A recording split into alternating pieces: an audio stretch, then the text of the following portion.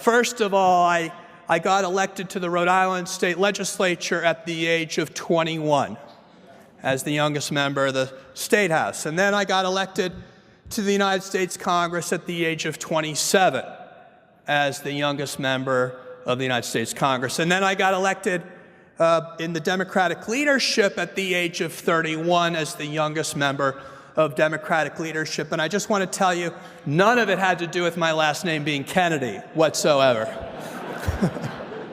It was all my good looks and personality that got me so far in politics. So I was the youngest member of Congress from the smallest state in the country and ended up in the minority party because Newt Gingrich had just taken over control of the House. So that made me the lowest guy on the totem pole. Now, usually, if you want to sponsor a really important bill that's very popular, you've got to have kind of the gray hair and distinguished profile of a guy like George. I mean, you've got to have earned your stripes before you get to be head of anything, like he's an NIH director. Same with the Congress. You've got to be around a long time before you get to sponsor any bills.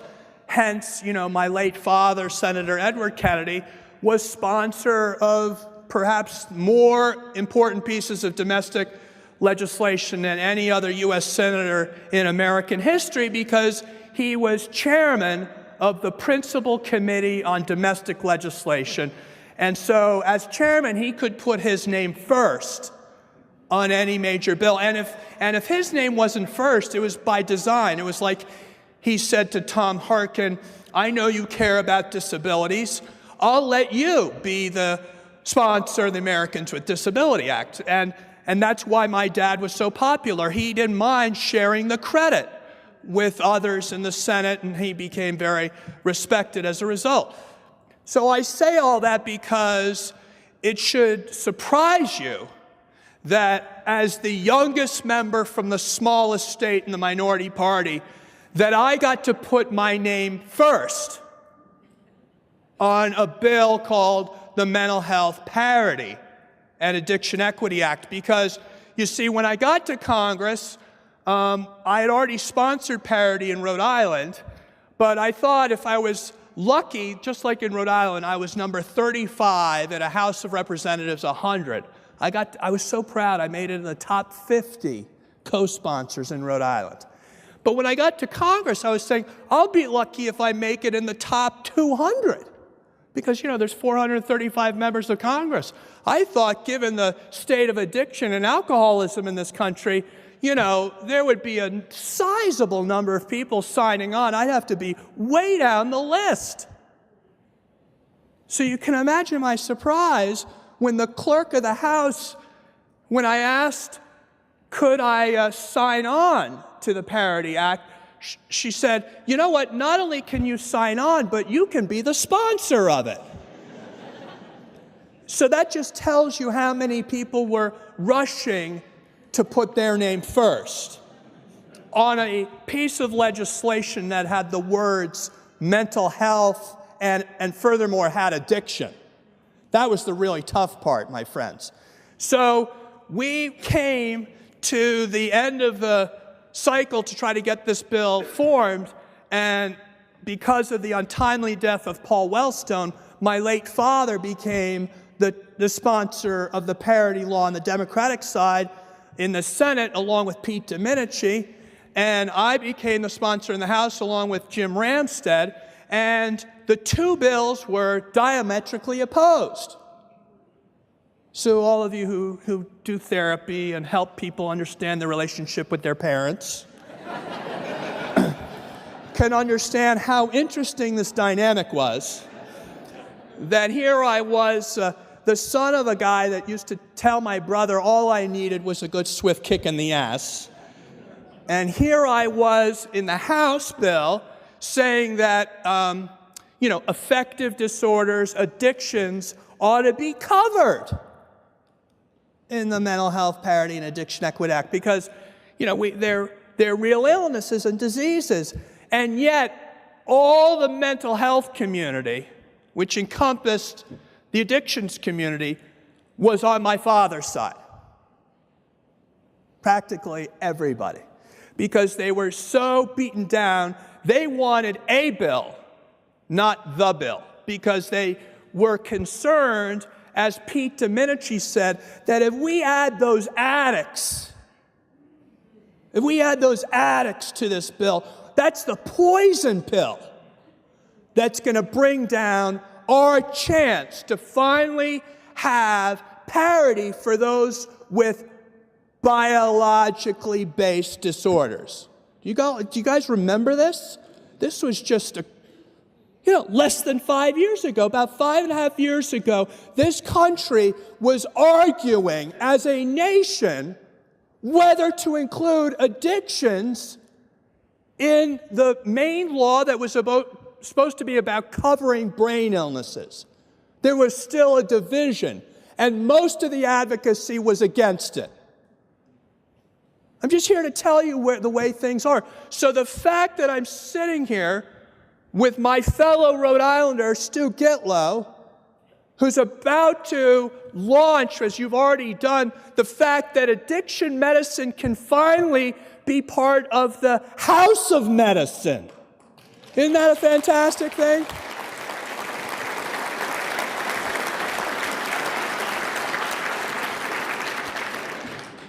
Pretty incredible that we're still just at the formative stages of this fight, my friends. I see all of your distinguished predecessors, Stu, who were head of ASAM over the years. We're at a turning point now, my friends. We are at the most exciting period of time in the history of this movement. We have all the tools at our disposal to make real the promise that when we treat people, we treat the whole person. Imagine that. Those of you who are in this field.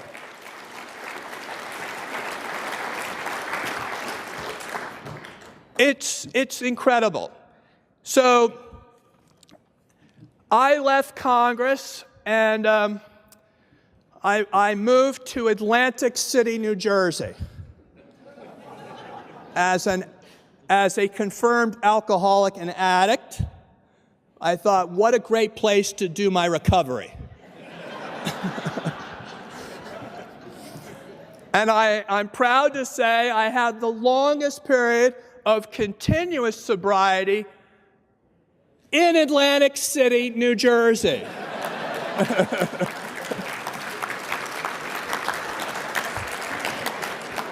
So I left Congress, which, by the way, is like about 4.5 years, which, if you do the tabulation, means I didn't get sober until after I left Congress. And what an incredible story it is that you can be a functional addict and alcoholic and be sitting in the Oval Office signing legislation that was about covering people like me. And when I hear these presentations by my good friend Michael, my fellow trudger, who's trudging the happy road to destiny, I think to myself how ironic it is that when he says the acute care model and the chronic care model, that I was in and out of treatment my whole time in Congress. I was going to the best, quote-unquote, treatment facilities in the nation, getting released, and then wondering why several months later I ended up getting arrested. As a member of Congress, I got arrested by the Coast Guard. I got arrested by airport security, and I got arrested by traffic police. So basically, everywhere I went with my disease, I got arrested. Didn't matter where I went. And, so these are, personal issues. I know the story. I come from a family. They say that alcoholism and addiction runs in a family. It galloped in my family. Galloped. I had, I grew up. My grandmother was found dead after a week. No one knew she had slipped in the shower. And they found her a week later because, as an alcoholic, she had so isolated herself that no one bothered to be part of her life. and that's the way she liked it. And, my mother, been public about her struggles her whole life. And, I grew up in a family where she would just be, wandering around the house, totally inebriated, while my father was convening all these smart people to discuss the issues of state. And no one would say a word, as my mother shuffled through the house and then back into her bedroom. That was like, we wouldn't talk about it. My father saw his brothers brutally murdered. No one bothered to say, hey, maybe, Senator Kennedy, you need to get some treatment because you've suffered a profound trauma. Not only did he lose a couple of siblings before his brothers were killed, and then he not only had one brother, violently murdered in front of him, he had another brother violently murdered. And then because no one said, get some help, he lived a life of quiet desperation. And I grew up in that house. So I had both the genetic predisposition and the environmental factors. I was living in a perfect storm for addiction. And yet, not one of my doctors, even today, has bothered to ask about my mental health and about my propensity for addiction. Even to the point, you would have thought they would have done a family history, Even to the point where I leave Congress, I've got a publicly alcoholic addict. I'd run my car into the police barricade, swearing I needed to go vote. And they were saying, sorry, Congressman, the votes ended about 5 hours ago. So, and here I left Congress. I'm in Atlantic City, New Jersey, and living my new life, and I'm going to my new physician to start my new medical relationship. Of course, I can't take my medical records with me, So I go, I have to start it all up again, and then I go to this new doctor, and he's taking down his notes. I say, so what's your condition? I said, well, first of all, I'm a recovering alcoholic and addict. I'm also an asthmatic. I'm also, I have upset stomach. I have, skin issues, and, I have a bad back. I had a tumor removed from my spinal cord. He said, okay, let me check you out. And then he looked through me and saw the big scar on my back and asked me about my asthma. And I said, oh, I do have trouble with my asthma. And he, well, how many times do you use your inhaler? And I said, well, several times a day. Several times a day? Well, what about that long-acting in? Don't you use your, air a bit? I said, well, I'm depending on my Ventolin. Well, we've got to change that. I said, yeah, you're right. And he says, does it keep you up at night? Meanwhile, he's plugging away on his computer, updating all my history of asthma. And then, he said, okay, so what can we do for you today? I said, well, I'm going to be on the road a lot, Doc, and so you saw that scar on my back. If you could give me a, 3-month supply of OxyContin, 20 milligrams will do fine, just in case I'm on the road, I can't get back to you for you to see me. You saw that scar on my back. It's really painful. And so he broke out his prescription pad, and he started writing, and then he stopped halfway through, and he said, wait a second, didn't you tell me you were in recovery? I said, yeah. Oh. So that was the beginning of my efforts, Stu, to follow your new ASAM efforts to educate primary care physicians.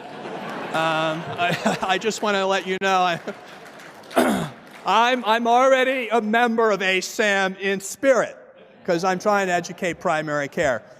So then I'm happily in recovery for about a year and a half.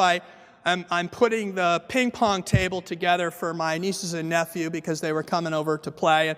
And I tragically tried to grab the ping pong table as it was falling to the ground, collapsing, and my finger nearly got taken off. The whole top of my finger was practically missing, and blood everywhere. And, so I managed to drive myself to the ER in Atlantic City while my wife tried to find a way to handle our 3 children so that she could join me. I get to the ER, and they bring me in. They said, okay, Mr. Kennedy, what are you allergic to? I said, opiates. and the nurse's expression, she was like, what? That's what everyone comes in here for. And, okay. So they sew me up, and, I said penicillin too. They sew me up. Then they proceed to bring me a jar of Percocets and several refills. And I couldn't wait, Michael, to get to the CVS down the street from me, because I knew I had a good excuse to take a couple of those things, just for a couple of days. Not a problem, I'll titrate myself down. So luckily, my wife arrived at exactly the right moment to intervene. She was like coming in for a tackle, and grabbed. You could have enlisted her in the NFL at that point. Grabbed the script right out of the doctor's hands. She definitely would be Hall of Fame, and so. Because of that, I'm still sober today. And it's by the grace of God and the fact that I have a wife who understands that my primary illness, the one that's going to take me out, and I take Lipitor because they tell me in about 20 years I'll be high risk for a stroke or a heart attack. So that's what they tell me. The medical profession, you guys tell me, you want to save my life in 20 years. So you give me this thing called Lipitor so I don't have cholesterol buildup. But no one in the medical profession is trying to save me from the disease that's going to take my life tomorrow.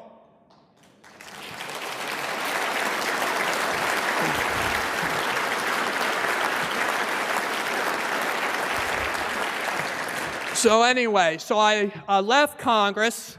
I started, 3 nonprofits. One of them's called One Mind for Research. I launched it on the anniversary of President Kennedy's moonshot speech. I told a room full of NIH directors that we needed a NASA for the race to inner space, and that all of them were our astronauts. And they liked hearing that. Yeah, Tom Insel ran up to me afterwards and said, I love being called an astronaut. So the whole concept is that we do systems analysis, just like we did with NASA. And I consulted Dan Golden, the longest-serving NASA administrator. And he said, Patrick, you got to get everything from the genome to the proteome to the metabolome to the connectome to the phenome. You got to take all those various sciences. You got to have common data elements. You got to connect them all so that you can actually get the right medication for the right person at the right time. And so if we want precision medicine, we got to be what John F. Kennedy said about research, because those were the 3 pillars in 1963 in his address on mental health that he mentioned. Research, prevention. We've got the best treatment. The best treatment is prevention. And as a nation, we don't talk about that. And finally, it's community. Because he said those with mental illness, addictions, and intellectual disabilities, as he said, need no longer be alien to our affections. And doesn't that capture what alcoholics and addicts are faced with? Alienation from the affections of their family, their loved ones, and this country. That's what John F. Kennedy said in 1963. Alien to our affections. Need no longer be alien to our affections. Or he said, beyond the help of our communities. He wasn't saying beyond the help of our 28-day treatment centers. He wasn't saying beyond the help of our inpatient psychiatric hospitals. He wasn't saying beyond the help of our pharmaceutical companies. He was saying beyond the help of our communities, because at the end of the day, we're all in this together. We have to do this together. It's a comprehensive approach, just like you're advocating with the collaborative care model, which has been time-tested. And why we don't have that reimbursed by insurance companies is something that needs to change.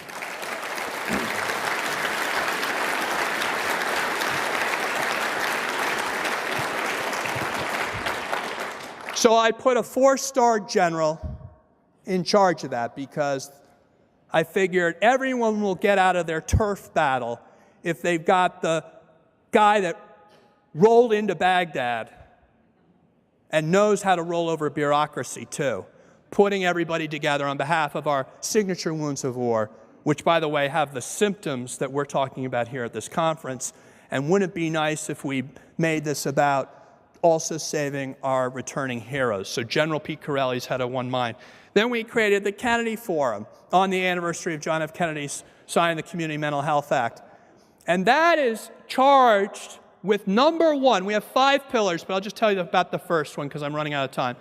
And that is making real the promise of parity by doing the things regulatorily that are going to actualize parity, which means whether you're inpatient in-network, outpatient in-network, inpatient out-of-network, outpatient out-of-network, ER benefits and pharmacy benefits. If they treat the cancer patient, the stroke patient, the cardiovascular patient, in any of those 6 categories, then they must, under law, treat the person with a brain illness in no different way than they would any other physical illness.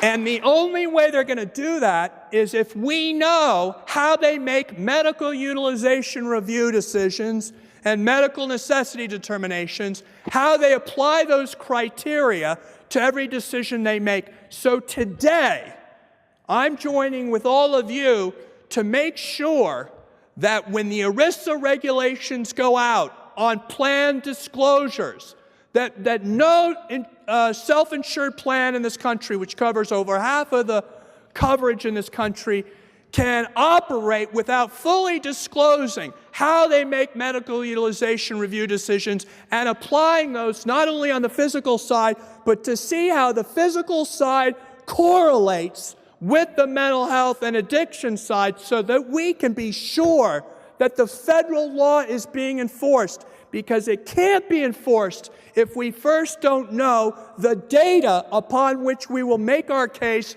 as to whether we're being treated in an analogous fashion to the rest of physical health care.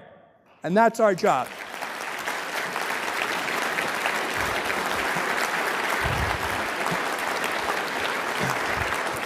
So I'll conclude with the third organization I started. You don't think I'm an addict at all, do you? Or compulsive. Smart approaches to marijuana. I couldn't go out there and fight for the parity law, which is mental health and addiction treatment, while we're about to commercialize. In fact, we are commercializing THC. I'm not even calling it anything else. It's not anything else. It's THC is what we're commercializing. And it's going to be another perfect storm when combined with these electronic cigarettes. And thank God you've got a leader in Stu Gitlow who puts you out in front. And I have to say, most of the House of Medicine has been flat-footed on this issue. It is the coming epidemic. All you need to know is what big tobacco did to our kids by trying to hook our kids early with colorful Joe Camels. The big marijuana industry is doing with our kids by all kinds of flavored candies, sodas, and the like. And it is absolutely unbelievable in this country that we question Dr. Oz. How about we question this guy named Dr. Sanjay Gupta, who's perpetrating a sham on this country when it comes to him thinking that this is not one of the biggest challenges facing our young people in this country. So you're all going to have plenty of business. You're going to have plenty of work going forward. but we rely on you to help us come up with the answers. And now that you're part of the House of Medicine, maybe you can help us get the rest of the House of Medicine to understand that they can't do their job unless they get an understanding and awareness about addiction medicine, which has to be primary to every other specialty in the House of Medicine as well. Thank you very much. Thanks.